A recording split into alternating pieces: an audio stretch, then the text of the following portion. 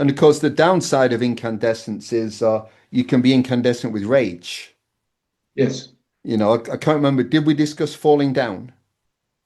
we talked about it sometimes. It's a Yeah, wonderful when we film. talked about falling down and the incandescent builds up in his car, Yeah, he's stuck in Friday going nowhere traffic in LA, yeah, and everything becomes overbearing until he just gets out of his car, leaves his car on the highway and says to hell with this. yeah. And his day goes from bad to worse. But And he breaks. he's reached this point of I can't take this anymore. Yeah, That is also incandescent. yeah. And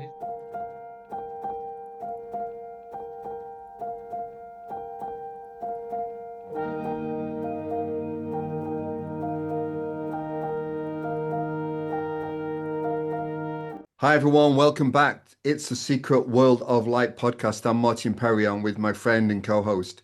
Live from Lund, it's Petter Pulfed. Petter, greetings. hello, Martin. Tonight, story time. Martin will read a story. Martin will read a story. Let us begin. Charlie Caroli and the Incandescent Light. Blackpool Tower Circus. I am 7 years old. The headline act is the famous Italian clown Charlie Caroli. Charlie has a sidekick. His name is Paul. Paul is willowy and plays the clarinet. Charlie and Paul have a routine. Charlie chases Paul around the ring with a custard pie. However, Paul is nimble and quick. Charlie's portly and slow. He cannot catch Paul. At one point, though, Charlie does get close to Paul. So Paul jumps over the ring apron into the crowd. Charlie then stands on the ring apron and hurls his custard pie at Paul. Charlie's aim is not very good. It misses Paul, but hits an audience member flush in the face. The audience member have come to enjoy the circus. Now they are covered in sticky custard pie. I am ecstatic with joy. Charlie and Paul have broken the rules. Surely the circus can only take place inside the ring. That's what the ring is for, isn't it? Then to hit a member of the audience in the face with a custard pie, that's not normal. But they have done. It's a magic moment. Every cell in my body now feels like it's lit up by incandescent light. A feeling so joyous and liberating that it feels like the moment is being indelibly printed inside of me, so that the moment lives on in a new way. A 7-year-old boy has been taken to a magical place, a place where rules and boundaries simply cannot contain spontaneity and joy. This moment has lived on in him since, in many different ways, in many different times. Not edge of circus ring custard pie throwing, but in other forms that have the same feeling of creative rule breaking. For when the incandescent light gets triggered, things are never the same again. So, what lights might have been switched on in Charlie Caroli? So, number 1, the iridescent light, the search for magic and originality. 2, the brilliant light, the commitment and dedication to your art and craft. 3, the glow, the love of what you do. 4, the sparkling light, bringing joy and magic into people's lives. And 5, the incandescent light, the inner fire to push back boundaries. The Charlie Caroli story was told by Martin Perry. Wonderful. So, Petter Polfed, Yeah. what does that story cause in you? What Well, it's, reflections do you have about that experience of 7-year-old Martin at Blackpool Tower Circus? yeah. Well, I mean, I recall being to the circus when I was a boy, and the magic and the sense around it. And I'm caught by how you're looking at it in a sense from two angles already. You're looking at it from the 7-year-old boy, and you're also asking what lights might have been going on in the clown Charlie Caroli, which is interesting. And I know the sparkling joy of the circus and all the um, euphoria around it, the happiness around it. Yes, you go as a kid with your parents. Were you there with your parents? I think I was there with my mother. Yeah, Yeah, my mother. But what lives on in me, even reading it now, is the speed of incandescence. yeah, It's like a flash. yeah, It's like a whoosh, where where joy and the light move so fast. It feels like it is designed to touch every cell in the body, so that every cell, every part of you gets that light, as if in the presence of incandescence, it now something transfers, and now the moment can change you forever. Because that experience began to define how I behaved in certain situations. yeah. I'll I can give you an imagine. example. Yeah, When I lived in London, we lived in a squat yeah. in Deptford in southeast London. So how old were you then? I was just coming to the end of my teenage years, Yeah, and we lived in a squat. And every Friday we'd go down to what was called the dump, which was a place at the bottom of the flats where people would leave like old irons or old refrigerators. And yeah, we would look for things for the squat. yeah. One Friday we found a bag of duck's feathers, 3 pairs of roller skates, and Wow. and a cassette tape. Yeah, So we took the duck's feathers, the roller skates, and the cassette tape yeah. back to the flat, put the cassette tape on. It was a reggae version of Swan Lake. Right. Boom, boom, boom, boom, boom, boom, boom, boom. Thought, wow, we've got a reggae version of Swan Lake, duck's feathers, and roller skates. Let's make duck's masks out the feathers and go into London and do a ballet on roller skates dressed as ducks to a reggae version of Swan Lake. So we made these masks and at 4 o'clock headed into London and arrived at London Bridge Station at 5 o'clock on a Friday, and it was packed. Loads of trains delayed, and hundreds of people stood on the top concourse at London Bridge looking at the train announcement board. So we said, right, we'll do the ballet here.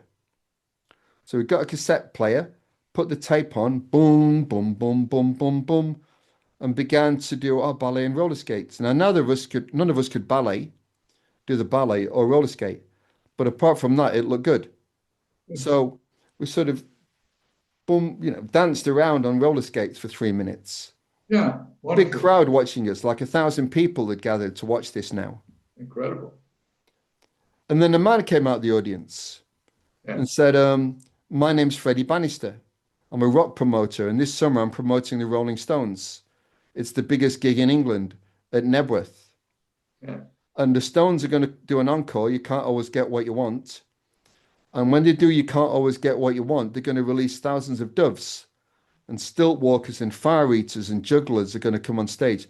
And would like you with the ballet and roller skates to come on stage with the Rolling Stones. Fantastic. Is that something you'd be interested in? We said, well, look, the ballet's going to be very popular this summer, so we need to get back to you. So if you give Oh, us your number, we'll call you back. So no, we decided we'd do it, and called him the following Monday and said we're available. And that's how we ended up that year heading to Nebworth to be on stage with the Rolling Stones. And the moral of the story, for me, the truth in the story is, how does magic happen? In other words, did I wake up that morning projecting today, I'm going to get an invitation to go on stage with the Stones? No. What you do is you commit to your magic. Yeah. And by committing to your magic, you create a light, an attraction where that something else can find you. Yeah. Freddie Bannister, on behalf of the Rolling Stones, is looking for magic, spontaneity, and creativity. Yeah. He found it in us. And he found Absolutely. it, he found it in us because of Charlie Caroli, where the Charlie Caroli magic light lives on. Yeah. Where does the circus end? Where does the circus begin? Where does the circus end? Right? The circus is not confined to the ring apron. It's anywhere in this room. Anybody can be part of the circus. It's the same. You go to the dump, you find three things, which now becomes a ballet and roller skates dressed as ducks, which now becomes attractive to Freddie Bannister and the Rolling Stones. How does magic happen? By staying true to who you are and what you believe in. And as a result, the light becomes so bright it attracts another light. But that's how the Charlie Caroli moment lived on. I bet there are many examples. There's many examples, but this for me is the character of incandescence. Yeah. Something now transfers from there to you or from you to there like a contagion. Yeah. You become contagious with living fire. This is wonderful. There's freedom in what you're describing. There's a will to live that's joyous, and we often think of it as something youthful, like 19-year-olds that are doing a roller skate show like this. Um, I'm feeling warmed by the stories right now, and about the boy and how the impression of breaking the rules, breaking out from the conformity, and something that's so skillfully performed, like Charlie Caroli, that it sparks joy and the brilliance of the performance, and perhaps also the intention to go well beyond, which is more defiant, because that's more like a fire, incandescent. And one can think that a clown like that would have a certain kind of fierceness when he's performing. How do we really break through to people? Because they need to enchant and entice, make things extraordinary like this. Yeah, Uh, he's taking you to the edge of believability. yes, yes. And there's elements of surprise in it. There is certainly the breaking of the rules. Suddenly there's a third person involved. And so you're describing that as the response it gave you was an incandescent response. It's interesting in the lights template, incandescence is next to iridescence. Yes, it is. And it feels like it's acting on behalf of the iridescence. The iridescent holding the code for your uniqueness, Yes, the guardian of the genome, chromosome 17. yes, Next to it, the incandescence, like this living fire, yes, burning off that which it doesn't want. So the uniqueness of the human life and its original code yeah, can be made manifest.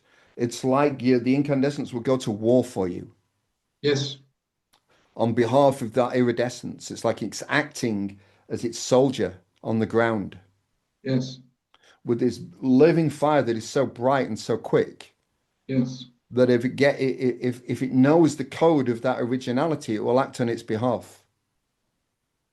And be a maverick, be a trailblazer, push back the space, be a pathfinder, be fearless, be not daunted by what people may say or think, because it's not inspired. Inspired isn't the right word, but it's so imbued with the spirit of the iridescent light. Yeah. It will try and do anything on its behalf to push back that space so that uniqueness can be made manifest. That's the It's power of the incandescence. Yes, it's wonderful. It's wonderfully important also because if we look at the way where we as humans as a collective have arrived, very many things are in a sense gridlocked. We find if you're going to be a doctor, this is what you need to do. 7 years of medicine studies, but it's hard to become an original iridescent doctor in that kind of context because the 7 years of study will really cement you in a conform um, idea of what a doctor might be. Yeah, you're inside the orthodoxy, You're inside the orthodoxy. and which So you can be, in which you can be brilliant inside the orthodoxy. yes, But how and much does it fashion or draw out from your originality? yes, and where would the future of doctoring come from unless somebody breaks through? And that's what the incandescence is doing. It's pioneering. It's Yeah. like a leader. It's like self-leadership. Yes. So one needs to really have the courage, which goes with incandescence, to follow one's inner light. Well, I think the incandescence brings the courage, Ah, but it needs guidance. yes, It's like saying, what do you want me to do? yes. And why do you want me to do it? Well, that builds up, doesn't it, in the beacon light of nudges and reflection process of thinking about it, and the shining light of perhaps and brilliance of being rather accomplished. Yeah. And of course, the downside of incandescence is you can be incandescent with rage. Yes, You know, I can't remember. Did we discuss falling down? we talked about it sometimes. It's a Yeah, wonderful when we film. talked about falling down and the incandescent builds up in his car, Yeah, is stuck in Friday going nowhere traffic in LA, yeah, and everything becomes overbearing until he just gets out of his car, leaves his car on the highway and says to hell with this. And yeah. his day goes from bad to worse. But And he's he reached breaks. this, yeah, he's reached this point of I can't take this anymore. Yeah, That is also incandescent. yeah. And he's breaking rules, walking into other people's gardens, kidnapping people, using weapons, all sorts of things. Oh yeah, things spiral out of control very quickly. Yeah, In the same way you can have incandescent joy whoosh, you can have incandescent with rage whoosh, and suddenly things have got out of control. People say you've got the red mist, you know. yeah, But that's because that energy has got suppressed.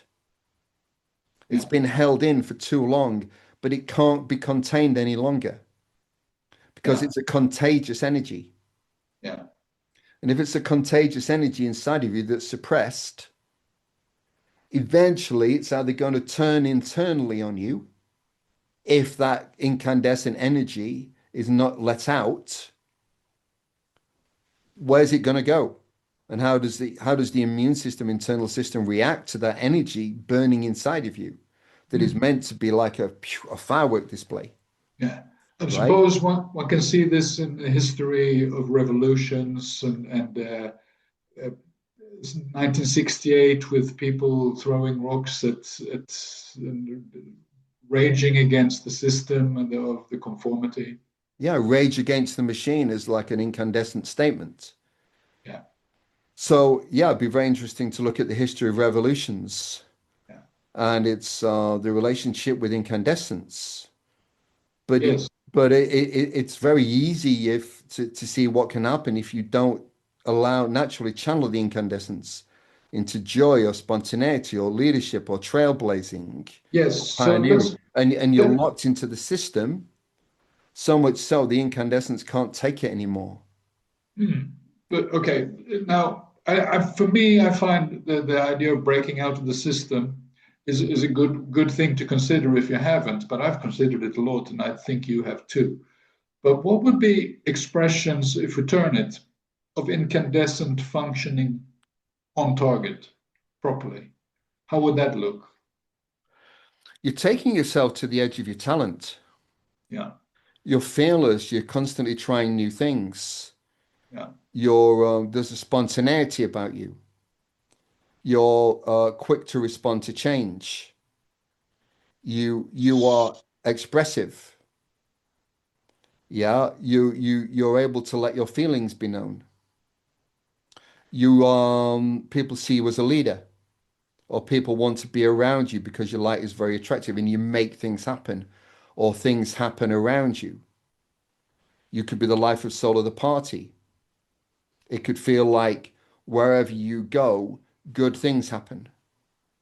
You're a catalyst, a force for good, a force for change, a pioneer. Someone saying, well, if this is what needs to happen, let's get this done. This is the fiery quality of incandescent. Fiery and kind of instant.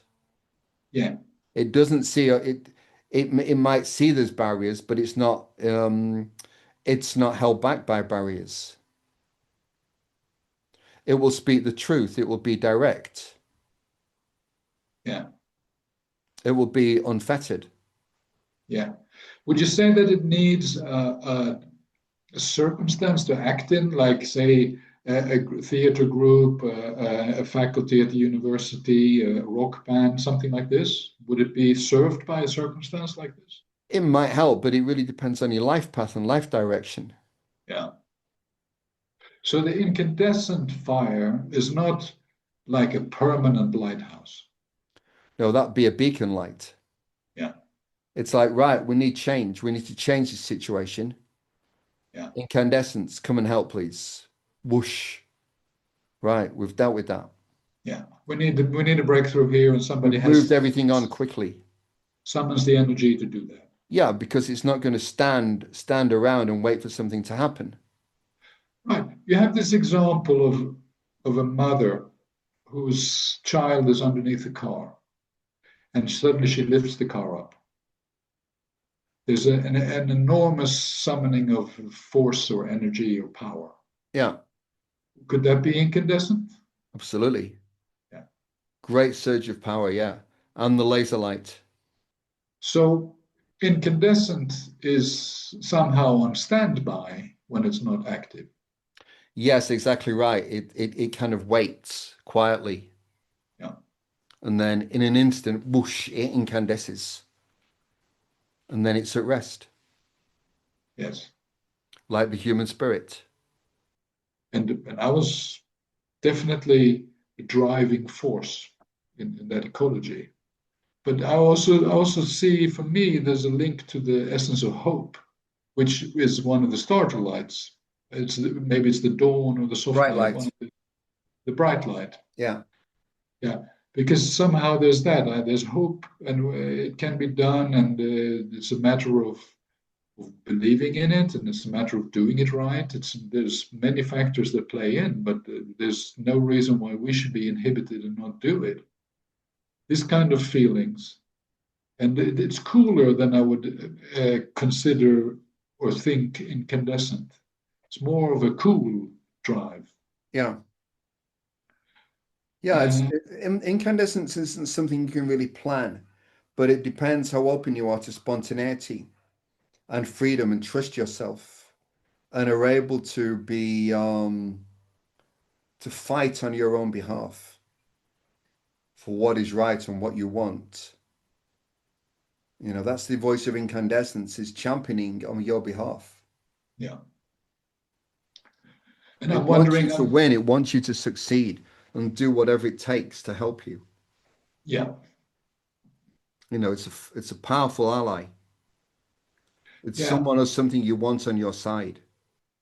It's like throwing a lighted match into the firework factory.